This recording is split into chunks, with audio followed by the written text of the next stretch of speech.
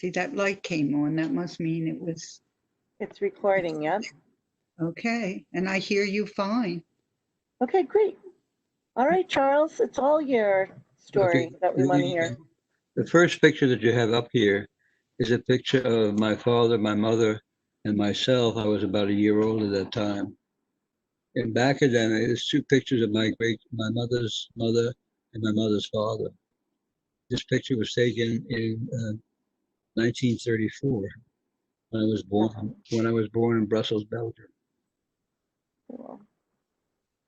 I want to hear her voices. Okay, here we go. This is a picture of my father and one of his friends at the seashore in the 1930s, mid or late 1930s. I don't remember the gentleman's name. It's just my father. Nice. And this is a picture of my mother and father walking on the street in Brussels, Belgium. Brussels, as you know, is the capital of Belgium. That's where I was born. It's beautiful.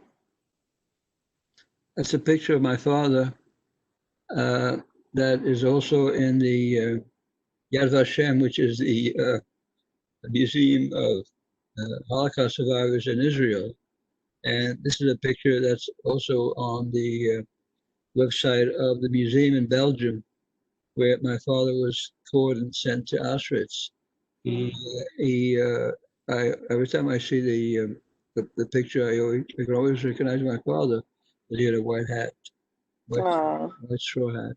And his mother sent that picture to the Red Cross at the end of the war because she was still hoping he was alive. She didn't know what happened to him. And actually, after she died, which is maybe 10 years ago, there was a museum in Belgium that contacted us. And they were talking to Charles, and they realized by Charles's last name that they had a record of his father. And so for the first time, we found out what happened to his father, that his father was caught working for the underground. His father was taken away to go to Auschwitz, and the underground got him off the train. They blew up part of the train. They got him off. However, the Germans caught him again, put a bag over his head, marched him naked down the street, and then put him back in jail. The jail is now a museum in Belgium, and then sent him to Auschwitz later. And which from then on we know nothing, but we didn't know that at all. And my mother-in-law died, still hoping all the time, all these years, that somehow she would find him. Maybe he was disturbed and was in Israel or somewhere else. She always had hopes he would come back. Wow, that is amazing. That's an amazing story. Yeah. This is the this is a birth certificate for me by the city of Brussels when I was born. Awesome. That's part of it. That's the same thing. Oh, okay, good.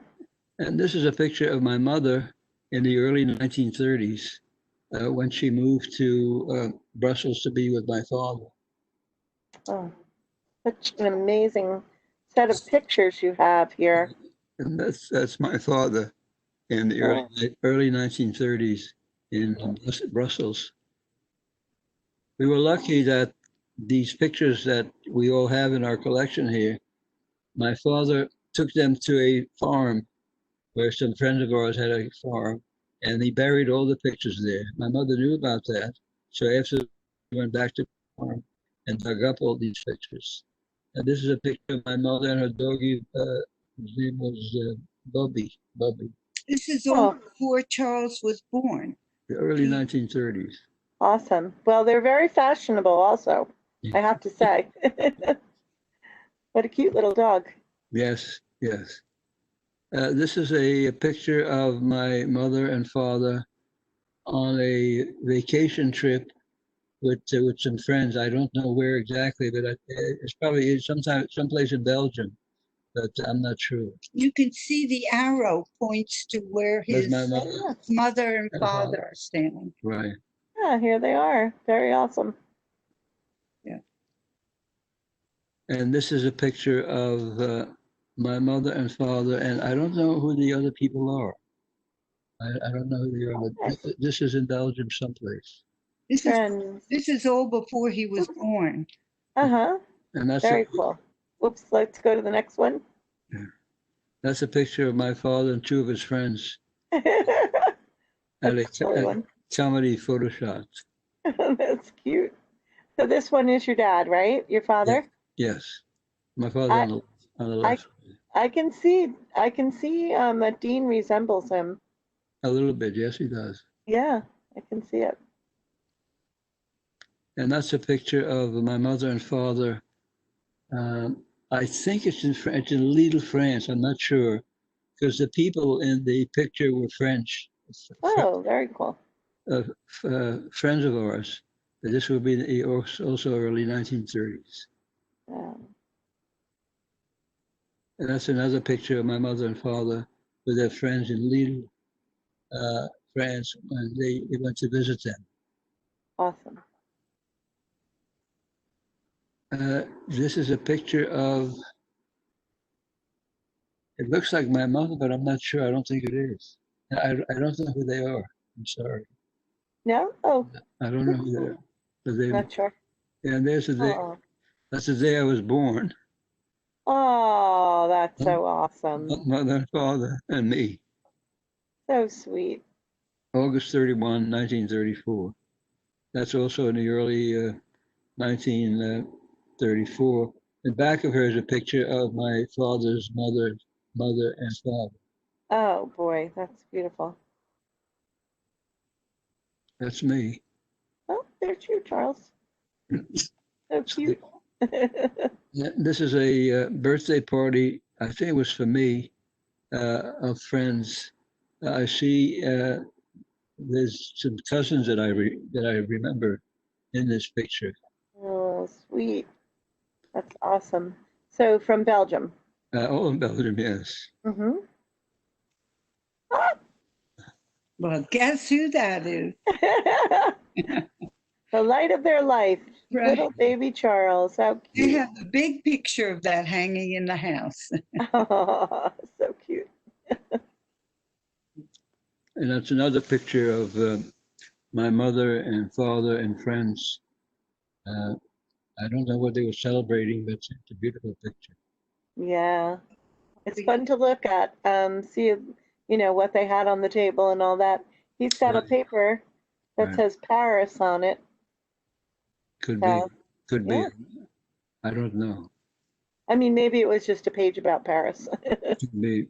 And this is a picture of myself, my father, mother, and some cousins in Brussels, Oh, there you are, the baby. right over In the there. back. Right. Sure. Nice. Haha. Got a little That's a pony. birthday party for me Yeah. in 1935. Cute. Mhm. And this is a picture of me in, I think, 1936, 1937, in front of the Central Railroad Station in Brussels. Oh, wow. Oh, awesome. So And I see the family name, uh, and that's father, mother, Charles. yes, Oh. So what is this paper? well, in Europe, Jewish people have to register quite often Mm. with City Hall, and I really don't know what this one was about. No, I know when that museum they sent me 129 pages of things that the Nazis had accumulated about his family. Oh, So yeah. Yep. some of those, shipping his father off, his birth certificate, all those things were in there. So some of them I had put on this site. So I always tell my students we know so much about the Holocaust, because the Germans were meticulous about writing things down. Yes, yes, And that's why we exactly. know so much. Right. This is a picture of me, my father, my mother, and my cousin. Oh, that's so cute. The story about him is when he first moved from Poland to Belgium. In Europe, or in Belgium, they had when you throw garbage out, you put it in a bag and you wrap it up and leave it on the steps. And he thought these were presents. He would pick up garbage as he walked. Oh, so is it this guy here, this fella? No, that's Simon. Simon on the right hand side. Mm-hmm. So I love the fashions, don't you? Like, look, the men's pants were wide. Yes, I didn't realize that in those days. he survived the war. Did And he? Oh, yes, and Joanne and I we went to Europe in I forget when. In 80s. the 80s, we met him. oh, very nice. That's awesome.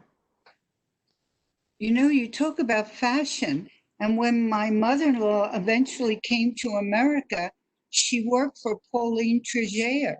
And at that time, Pauline Trégère was world famous in fashion. She was Oh, very much aware of things like that.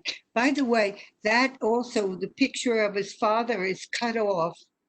That also went to the Red Cross when she was trying to find him.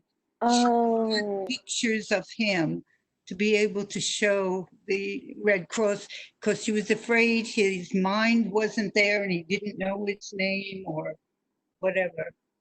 that's very poignant to have this picture. I Yes, wondered why that was that way. right. Wow. Wow, that's amazing. Yes. And this is a vacation picture in Ostend, Belgium, which is on the coast. And my father, myself, my mother, and three friends. Awesome. I don't remember their names. Hard to remember everybody, right? Now, And, when I saw this, I thought, this is not a real dog. Am I right? right, you're absolutely right. This is in Lille, France. We had friends there, and we would go there for quite often. Oh, that's awesome. Charles, are you an only child? Yes. You were. Okay. My father was born around the same time. Well, a Oh, little earlier, and he was an only child. right. And this is me and my mother and father in Brussels. Aw, wow. That is an amazing picture. This is in 1939, across the street from where my father and mother had a store. This is a building that was being put up, and my father took a picture. If you look, if you see him wearing boots, what my mother, Yes. what my mother and father did is they knew that there was going to be problems with the Germans, and my mother had a pair of boots, and I've had a pair, and the heels they put their jewelry in, Oh, wow. So hoping that smart. hoping that after the war, maybe if we didn't have any money, at least we'd have something we could sell to have. Oh my goodness. Yeah. That is amazing. This is Now, 19, oh, I'm sorry. Go ahead. no, this is 1939. Yeah, that's just when things were starting to ramp up. Right. Now, Charles, did you ever hear the story of Gerda Weissman? Dean, you might have read the book this year in English. Did you read All But My Life? Wait, which book? All But My Life, it's called. No, we didn't. Okay, so I'm going to recommend that to you guys. And you reminded me because Gerda Weissman's father told her she needed to wear boots when they came to take her away. And she said, Papa, it's June. Why would I wear boots? And he said, you will wear boots. And she said those boots saved her life because Uh-huh. some of the other girls actually, their toes were frostbitten and they broke their toes off like twigs, she Oh, said. Yeah. So the boots were very instrumental, but yours were even more amazing because you had the compartment in there. Wow, right, in the heels, right. that is amazing. Oh, that is a cool picture. That's my father, my mother's store, and my friends, my father's friends, celebrating the New Year. Well, I can tell. I can see those hats. Yeah. This is 1939. 1939. I'm sorry, family, join in and ask any questions if you have any that you want to chime in. It's just fine. This is an excursion of the first school that I went to, Charles Bulls, and we went on a picnic, and I'm someplace in the picture, I forgot where. You're in the front row. Yeah, but it's small. I don't know why it came out small like that. Let's see if I can. Let's see. Sometimes with Google Picture on this type of format, I can't expand the picture. I'm sorry, I can't. That's okay. That's okay. Yeah, you'll see a Okay. million pictures of Charles I love it. It's great. like that. This is the last picture that I had with my father. In late 1940, we ran away from our home in Brussels, and That was the picture this that is- they took as this the is- last picture in their home. this is in Namur, Belgium. And Wow. the reason we went there, I think I might have mentioned to you, there was a Catholic priest, Father Andre, Yes, I'd love to hear that story. who was hiding Jewish children. And this is the last picture that my father, my mother, and I had before my father took my mother and I to Father Andre to hide us. Wow. That's a very precious picture right there, right? Yes. That was the last time I saw my father. I'm sorry. This is a picture of my mother and I in mid-1940. We were invaded in March of 1940. And at the beginning, things were not too bad for Jewish people. So my mother and I went to take a promenade, and back, as you can see, there's a German soldier. You see the German soldier behind it? Yes, right here. Yeah, and they're not wearing stars. They're supposed to wear their stars to indicate that they're Jews, but Yeah. my mother-in-law was frightened to wear the star. Mm. Wow. So what kind of store was it that your parents had, Charles? My father and mother had a store where they knitted to sweaters and scarves and woolen gloves. Right, you did tell us that. So Right. you look so dressed up in this picture, both of you. I love it. Yes, this is in Brussels, Belgium. Uh, And that's a picture of me at one of the orphanages. If you see on the right-hand side, is second to the back, smiling. Oh yes, I recognize you right there. Don't you see That's that me. we looks like it looks like a sailor outfit, or the top, the shirt looks like a sailor outfit. Oh yes, yep, I see what you mean. In the back, it's got Right. that collar on it. Yeah, Right, right. That's him with looking at the camera. I know, so sweet. So were you about 5 or 6 in this picture? No, I was 6 or 7. 7, okay. Right. And there's another one of the kids. Wow, Right, amazing that you have this. right. Is that the same orphanage? Yeah, Oh wait, I think I see you again, right? Is Yeah, this you smiling again? yes. All right. Yeah, that's it. You're putting something on it, right? You put Yeah. the Yes, I was just circling right, So, right. the pointer. That's Yeah. really amazing that you have these pictures that your family Yes, it took is. today. And this is after the war. This is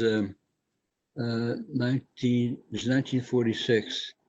My mother decided I should be a pianist, Oh, great. and she had a pianist come every week to give me lessons. So 46, you were born in 34, so you're Right. 12 in this picture, Right, around 12, 11, 12, depending on the time of year. right. Awesome. I can't see that. Yeah. Okay. So it's in French. Association de, I can't read French really. I'm faking it. Something Belgium, Pompe, Local de Brussels. And it's, I can't tell what it is. That might have the list of the guys going to, oh, it isn't. Oh, there's the list. Okay. At the bottom, I don't know how to show you. He's going to kill me. He keeps talking into my ear. Okay. Oh, At too bad. at the bottom of the list, you'll see Laser Srebnik. That's them sending him to Auschwitz. Oh, the father. That the museum gave it when they gave me the 129 pages. That was Okay. showing his father near the bottom of the list. You know what? I'm gonna just put a little mark here so that I can come back to it, and if I can enlarge it later, I'll do that for us. But wow, I mean, I think it says Laser Srebnik. His name was Laser. Okay, I will look for that. I mean, right. It should be at the bottom. Not quite the last one. My father was sent to Auschwitz on the transport number 20, which was blown up.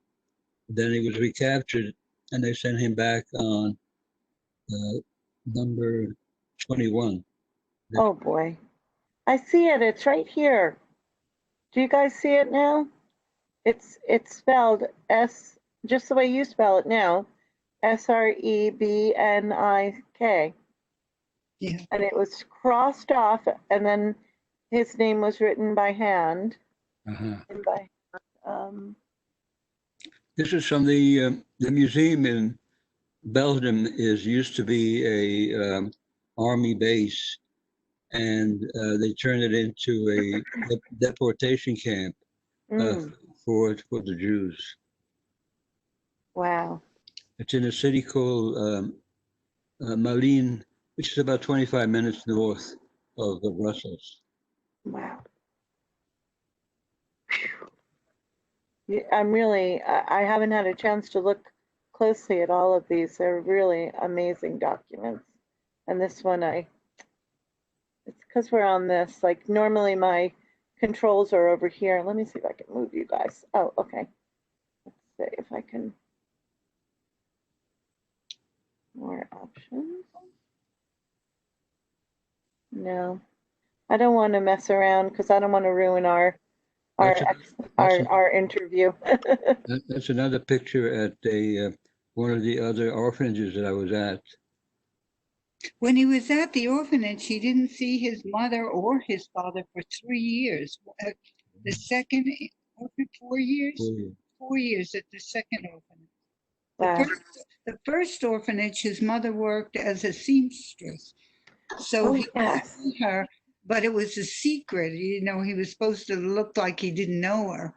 But then when she heard someone was coming. Now, what happened is one day she happened to look out her door, and she saw a man talking to the Mother Superior, and she recognized him.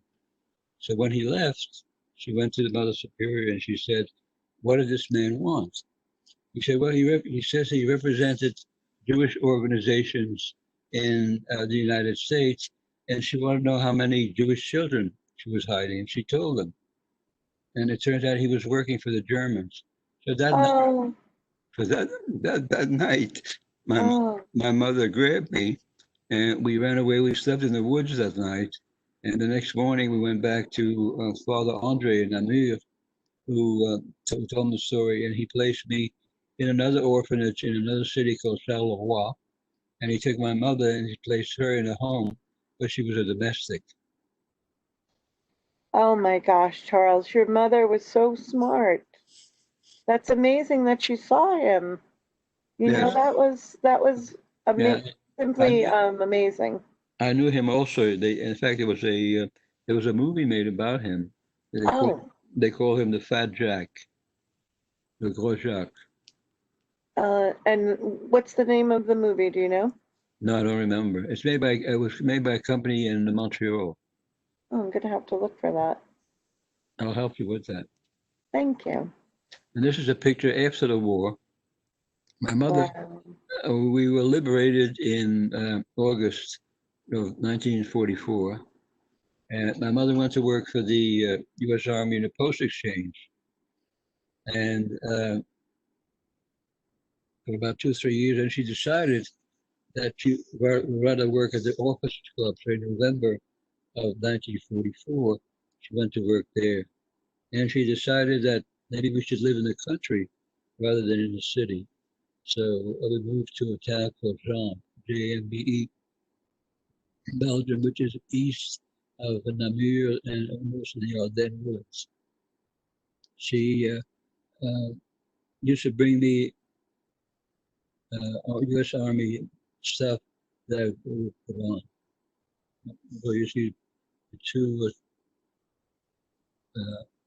on the two sides, you see the two army insignias. This is late 1944. Oh boy. Okay, so this is the same time period? This is this is the same time period. Actually, 1945. It's my mother, myself, and a lady called Mrs. Adler, who was a neighbor of ours. She had a very large family, but they were all killed. Oh. So now where did you and your mom, what town was this that you lived in now? This was Namur, Namur. In fact, Mrs. Adler saved our life. Oh. What had happened is in those days, as you know, when you heat up your house, you did it with coal. And I don't know what happened, that the coal stove did not work that well, and there was gas. Because I remember I got up to do something, and I collapsed. And my mother tried to get up, she collapsed. And Oh boy. then all of a sudden, there's a knock on the door. It's Mrs. Adler. She wanted to borrow a cup of sugar. Oh. So isn't that amazing? They survived the war, and they almost died from the gas that they created in their apartment. Right. Oh my goodness. She's an angel, that Mrs. Adler. Right. Oh. And this is a picture of me in 1945 in Namur. The hat that I'm wearing is, I went to the Athénée Royal, the Royal Athénée School in Namur.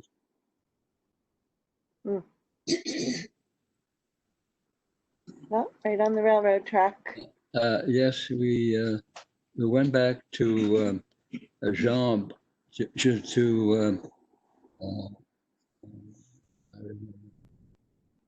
I forgot the name of the town. Where my father had buried the pictures. Oh, the pictures, yes. And that's where she dug them up. Wow. There's another story like that. It's called Life is a Jar. Life is a Jar. Is a jar? Life in a Jar. That's what it is. Oh. And it was a story of Irena Sendler. She saved about 2,000 Jewish children.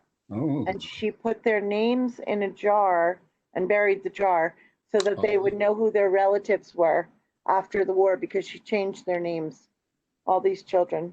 It's a fascinating story of bravery. Yes, it is. Yes, it is. And I think, I don't know if I mentioned to you, but Pope Pius was the Catholic Pope at that time in Europe, in the world. And in 1939, the Germans called him in, and they told him that if you don't object to what we're doing, we will leave all Catholic churches alone. And if you don't, we will destroy every Catholic church in Europe.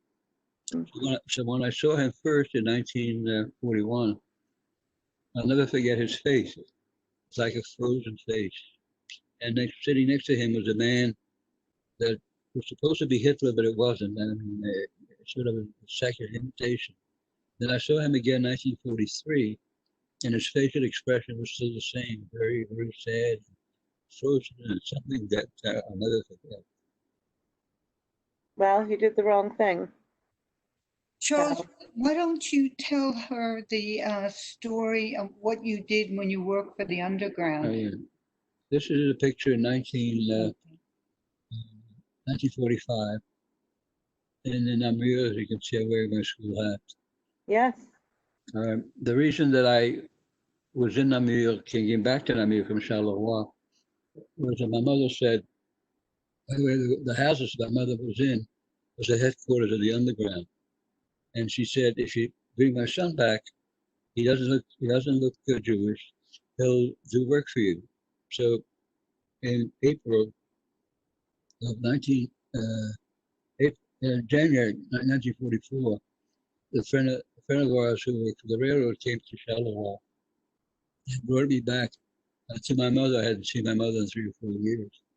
And I started work for the underground. And what I did was around 4 o'clock in the afternoon, 5 o'clock, would take my bicycle right to the railroad station and see what kind of German troops got over, what kind of equipment they might have. Also, at noontime, I would go by the Gestapo headquarters and roll a ball with a different color every time, which meant something to somebody who worked for the underground who was in the Gestapo. Oh my goodness. You see, his mother Wow. was able to get him out of the third orphanage if she promised that he would do work for the underground, because the underground wasn't about to save kids or whatever. That's not their job. But if Charles would work for them, and since Charles had blue eyes, he didn't look Jewish. Their idea of a Jew usually was dark eyes, dark hair. Charles had There's white hair and blue eyes. So the underground felt he could get away with, errands that they sent him on with his bike. He just looked like a sort of a light kid, which wow. which enabled him to stay at least back with his mother, who he hadn't been with in years. Yes. And he didn't realize, I don't think, the danger, because sometimes when he tells me stories about it, I think as a kid, they tell you to get on the bike. Okay. They don't tell you what it's about. Go there and tell us who's there or something. Sure. They don't tell you the danger either. They just Right, want right. you to do it. Right. And also, if he's caught, they don't want him to be able to tell anything. Oh, that's true. So there was a lot of reasons he didn't know, take this package here, get on your bike and go there, and tell us who you saw. You know what I Wow. mean? He was able to help them and be with his mother, and for the first time be out of the orphanages. That's just incredible. Yeah. This is Question. Wait, can I ask one quick question? So, so when you went to Namur with your mom, Oh, before that, Amy, are you asking a question? yeah, You need to turn your mic up a bit. evidently.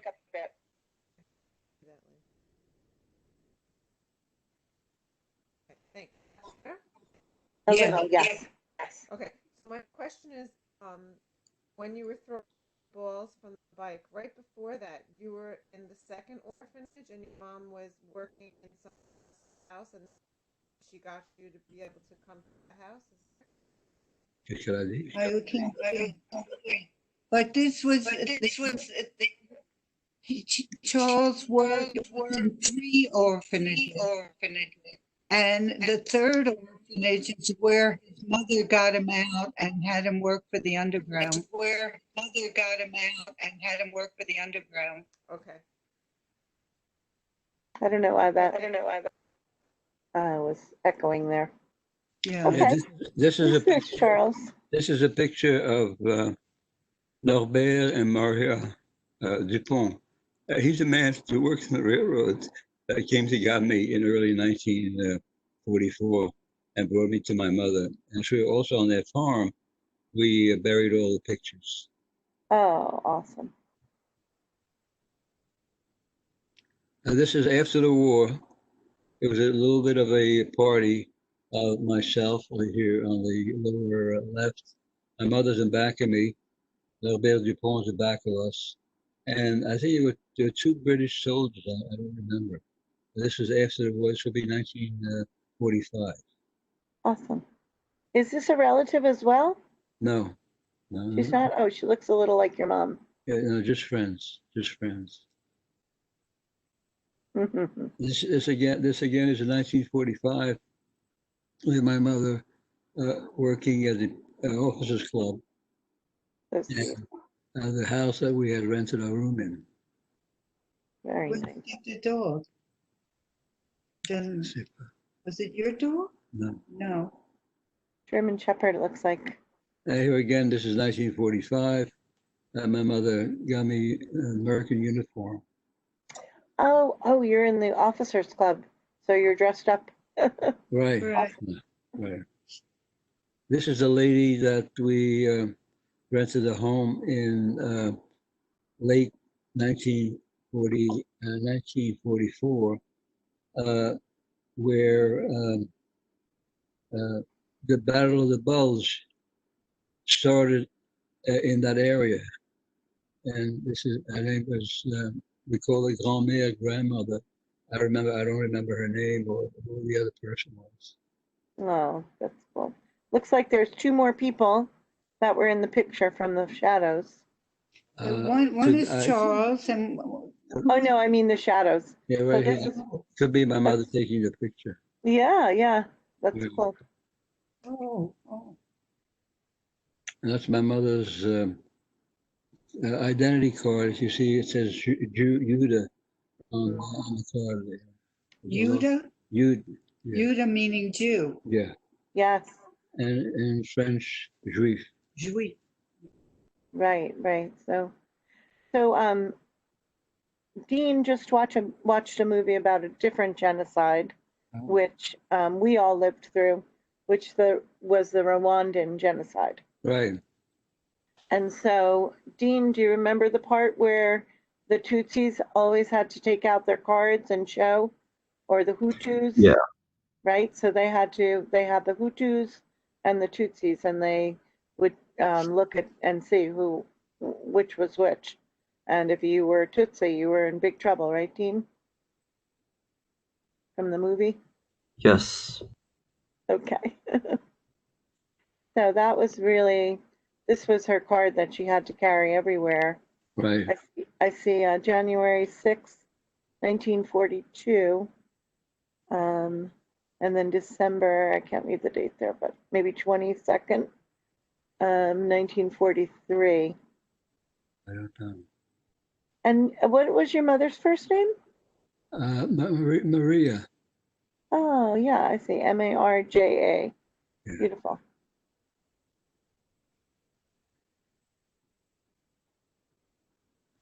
And this is the marriage Yes. of their marriage certificate. Yes. Awesome. And it's in French and Hebrew. Right. Beautiful. Let's see, anything that we could read on here? The date. Awesome. Oh, wow. This is late 1945. My mother organized the first Hanukkah party Oh, in Belgium. Because if you see here, she was held by the U.S. Army. If you see here, there is a chaplain who is pointing by a little girl. I'm in the middle right there, yes. in front of my mother. Let's say in the middle. Oh, right here. Right, and these are some of the people in Namur who survived the war because they were hidden by Father Andre. Oh, that's awesome. That is a really awesome picture.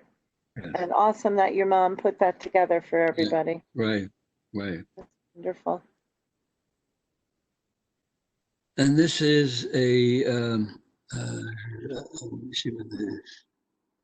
Looks like the Officers Club again. That's the army again. There's your mom in the bottom. Yeah, right. But I'm trying to remember what this was about. I don't remember. No. That's okay. Yes. I mean, it looks like you're at some event at the Officers Club. Could be, That's yes. Really neat picture. Right. She was so involved with the officers club that's how she was able to get to America.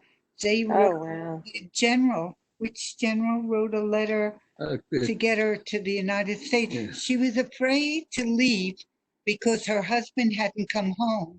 But she was afraid to stay because there were rumors about the Russians or the Germans coming back. Yeah. So she felt she should get out with her son, but she left a lot of food and clothes there in the place they used to live in case her husband came back. Getting back to the picture of the lady and her dog when we rented an apartment. Yes. Yeah. In November of 1944, my mother decided that we should live in the country. So she rented this apartment in the house. And on December the 4th, the Battle of the Bulge started. And we were right in the middle of it. Oh my goodness. Our town changed hands 6, 7 times. We never knew whether the Germans had the town or the Allies. But on the first day, there was a knock on the door. And my mother was afraid to answer. She thought it might be the Germans. So that she opens the door, and there's an American soldier who says, "Take me in," because my outfit left me. So we hid him in the basement till the end of the war. Now, there's a story that goes with that, because about 6 months ago, our doorbell here in New City rings, and Joanne and I answered the door, and there's a man there. He said, "If it wasn't for you, I wouldn't be here." This was the son of the man who was saved. The man who was saved was not married. And at the end of the war, the American troops got him and took him home, and he got married. And the man who came at the door, like 6 months ago, he knocks at the door and he says to me, "I wouldn't be here were it not for your father and his mother." And I'm looking at him like he's crazy. We're talking about how many years ago? And he works for the CIA now. And so he was able to find Charles. Oh my goodness. Imagine. And wow. He comes to our house, and yeah, that's quite a story. That is quite a story. Amazing connections. That's a miracle.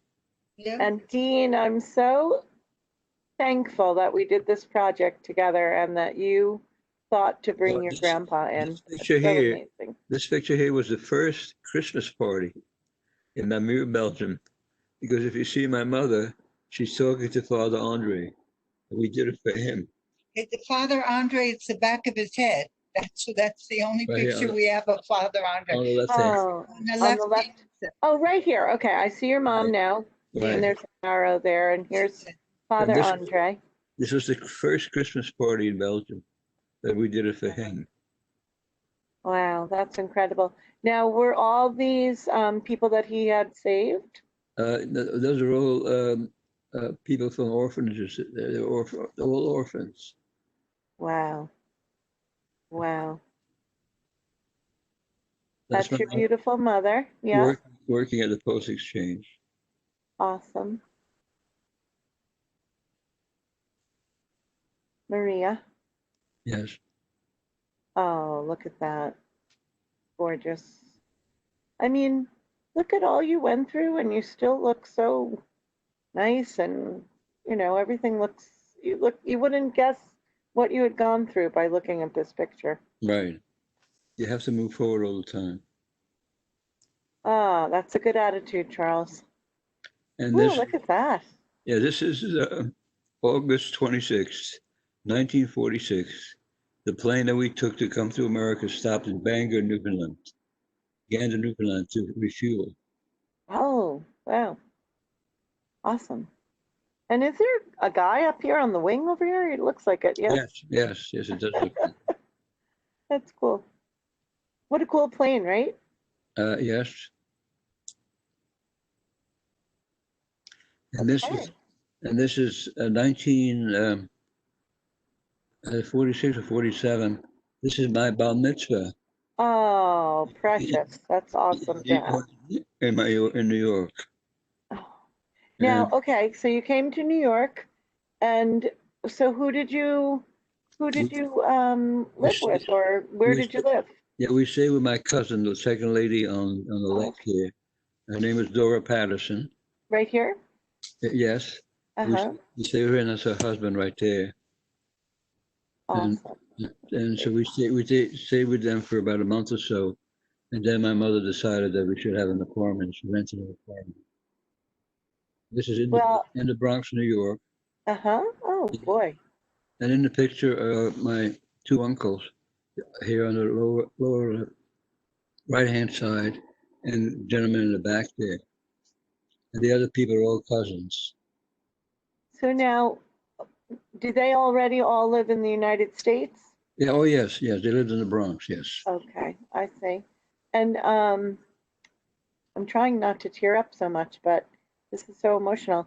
I see how proud your mother looks, Charles, Yes, yes, and how happy she was. yes. So that's awesome. Oh, wow. Oh, And as you see on the 1, 2, 3, the third row, and all the way on the right is my father with his straw hat. That's in the oh museum. yes, That's yes, in that's in the museum in Belgium yeah. for people who were deported. And it says Leon escaped twice, once from the train to Auschwitz, but eventually he was shipped to Auschwitz, Yes, where he perished. Mama, again? and that's my mother. That's me in I think 1949 or 1950. I don't remember. Awesome. Dean's got your curly hair. Right. Okay, so this is you and your mom. Yes. Awesome. Oh, my arrow disappeared. Oh, is that the last one? That might be the last picture. Because my Oh, arrow disappeared. I think it is. Is it? Yes, I think it is. I think it's the lowest, right? So, okay, so you lived. I want to ask another question. Is that okay? Charles, do you feel allowed to? no problem. Oh, Dean wants to ask. You go, Dean. Dean, did you want to ask a question? Not that I know of. Oh, okay. I thought I heard you saying something. So, Charles, so you lived in the Bronx Yes. and you were like, oh, let's see, you were like 13 when you were 13 when you came here.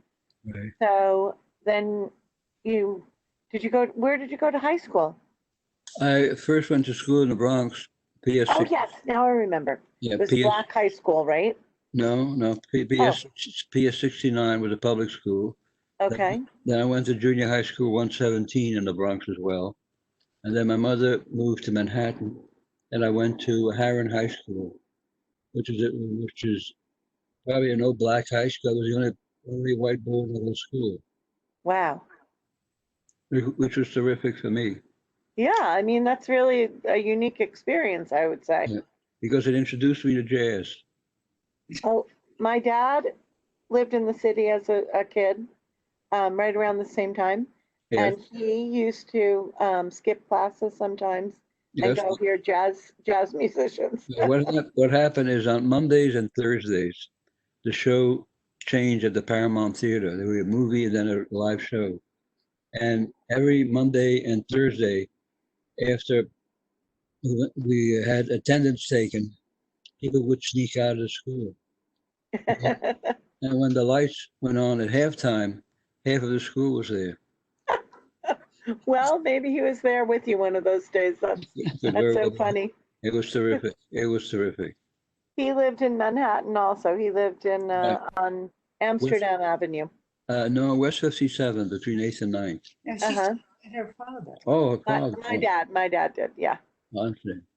So he was a lifelong devotee of jazz. He loved it all. Yes, yes. Yeah. Yes. Great. So and then you said, but you got a track scholarship, right? You told Yes, us? to Michigan State. And I decided I really couldn't do it because I would leave my mother alone. Uh-huh. And so when the Korean War started, I knew I was going to be drafted. So I joined the National Guard. And I spent 6.5 years with the New York National Guard. That would also so he wouldn't leave his mother. He would be in New York Right, right. and in the National Guard. Awesome. Did you- And then you had like a lot of different careers. Am I right about that? In your Yes, biography. yes. Yeah. You're a Yes. jack of all trades, a Charles of all trades. So you have Master to of be. some. You have to be. You have to be. He didn't have the same background that we had as Americans. So here, when he tells me when we first met, he's going to be president of the Mainstay Potato Company, he can't even write a sentence. Oh. What are you talking about, Charles? So he said, well, you'll see. We're going to Maine, and I'm going to be the president of the company, which he Wow. was. And we got ourselves a dog, and he made the dog the caricature on the potato bag. And he built a truck stop because he couldn't get enough truckers to take the potatoes. We were one of the first in the country to build a truck stop. Yeah, that's cool. You started something. The truckers could sleep and eat there. So he did that. We stayed there. We stayed there 3 years, and we had 3 children because it snowed all the time in Prescott, Maine. Well, And then we came back, and eventually Charles got involved with some scientists, and he built a company called Genetic Engineering. But prior to that, when we first moved back to New York, we went to work on Wall Street. yes. And I became enchanted with finance and what have you. I became an investment banker with a couple of firms, and I ran 2 or 3 of the largest investment banking departments in the country. In 1980, Joanne and I were also cattle breeders for tax purposes. And I had heard there was some technology being developed to aid the reproduction of animals. So I formed a company called Genetic Engineering Incorporated, which was one of the first biotech companies in the country. And in the company, we perfected the technique of non-surgical embryo transfer, which is now IVF. In vitro fertilization. He was the first in the country. And when we were in Denver, people from California came out to protest us. And I ran out. I said, he's saving poor people. They're able to get meat because they can make a better animal with the embryo transfer. And they looked at me and they said, someday they're going to do this with people. And I said, are you crazy? And now in vitro fertilization enables women to be able to have children. And the scientists in it today are the scientists that work for him. Oh, boy. And the incredible thing, he did all this without the kind of background or education that Americans had, that I was privileged to have. He never had that. And yet he was able to figure out ways to get around, I think because of the war, of having to be able to survive, to be able to get around things. He learned in life to do things differently. Yeah. It was like he didn't stand in line, he went around, whereas I would be in line waiting for my turn. That's amazing. So, So amazing. What a life you've led. It's such a great thing to hear about it from you. And one of the things that always propelled me was I had read that Albert Einstein had made a statement that imagination is greater than knowledge. And that's always driven me. Sure. I remember you said that to the kids the other day. Right. I hope they heard it. Right. And I mean, Einstein, he's a similar guy. He had a lot of different interests like you did. Yes, yes. So, hey, Dean, do you want to tell about some of the research that you did when we were on Ancestry? Oh yeah, I just like found some papers, but yeah. Well, do you want to tell your grandparents what they I were? think my dad sent them to him. Okay, good. I'm glad. Because there was it something about your mom's family that you didn't know before? I thought that's what it was. Oh yeah, that too. There was like there's like papers saying they sent him like to a camp, I think. Yeah, that's what I thought it was. I remember that day when you found it and you showed it to me, and I just thought it was such an amazing thing. to find that, you know, I mean, it just was incredible. So Guess what? We're um, on join meeting. you're in, you're still here. Don't touch. Okay. Joanne, you're still there. Okay, because we don't have you. Oh, okay. I don't know why. Maybe, It's spinning again to get on. but I mean, we still see you and we still hear you. Oh, isn't that amazing? Don't say Yeah. Okay. nothing. Anyway, Charles has been talking a long time, both of you, and I just so appreciate it. No, I'm going to find out how I can share this video with all of you. I want to thank you very much for giving me the opportunity of telling my story, a little bit of my story. The biggest disappointment I've had in America, if you want to hear about it. Sure. In 1944, when we were liberated, the American soldiers gave me a bottle of Coca-Cola. Loved it. Loved it. When I came to America, the first day I was here, I said to my cousin, Coca-Cola. They took me to a soda fountain. They didn't have Coca-Cola, they had Pepsi-Cola. It was terrible. I can still remember it was terrible. Oh my goodness. That was my biggest disappointment. Well, if that's the only disappointment you've had here, I think you're doing pretty well. Thank you. And then again, our second child, we had 5 kids in 6 years. Oh boy. Our second name was Lee after his father. Oh, nice. Laser, Leon would be in English. So Lee, and Lee gave birth to Dean. Awesome. I know. Amy. That's awesome.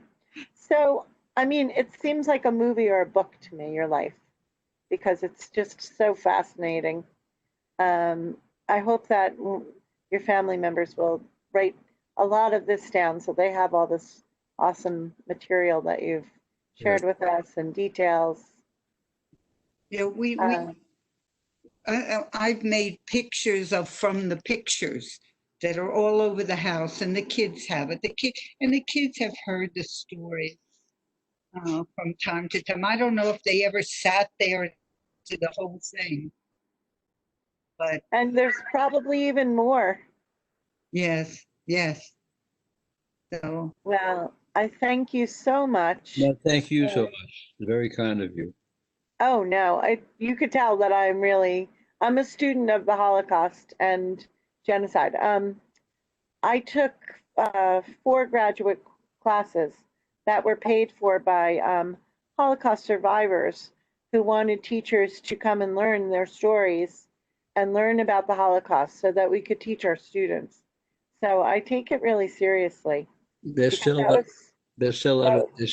lot of misery with the Yes. Holocaust survivors who they don't know if they're going to have enough money to survive and what have you. One of the things that we've done is we've helped a lot of survivors get pensions from the German government. There's at least a couple of hundred that we've helped with. And we do it strictly for mitzvah, which is a good deed. That's wonderful. That is wonderful. One of my very good friends is Jewish, and my son has gone to Hanukkah parties with her family since he was a baby. Yes. So once he could learn to speak, he would tell people, "I'm Catholic and Jewish," and people would be like, "What are you talking about? You can't be both." His friends would argue with him, and he really had that sense of being a Jewish person because he was around my friend so much. Do you know that last year Pope Francis issued a directive that in every Catholic there's a Jew? Of course.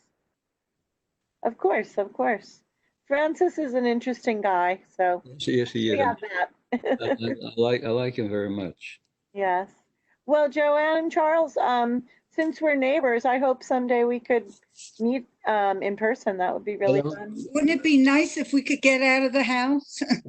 Yes. Well, we're starting. I think so. I thank you so much. I can't thank you enough. And I'm really excited that my students learned about you this week through your biography. And your pictures, and now we'll have a video too. I'm so glad that Dean did the initiative in getting this done. Oh, I know, Dean. I just so excited about this. So thank you all, and Thank you. we'll be in touch again. And Very good. Thank you again. great Bye-bye. to meet you. Great to meet you. Bye-bye. Bye, Amy. Bye-bye. Bye. Thank Bye. you so much. I actually wrote a lot of it. Goodbye. I have some Goodbye, questions sorry. for you guys later. I'm sorry, Amy. Were you talking to me? No, I said I tried to write down most of it. So Oh, I I saw probably you will writing. come- Yeah. Yeah, I was well. I can't do it on my computer, so I was trying to type it into my phone. So I tried. So I might have some things to ask later once I compile it. Awesome. But All right, I'm going to shut the recording off. Sorry. We have a 1 hour recording. All right, great.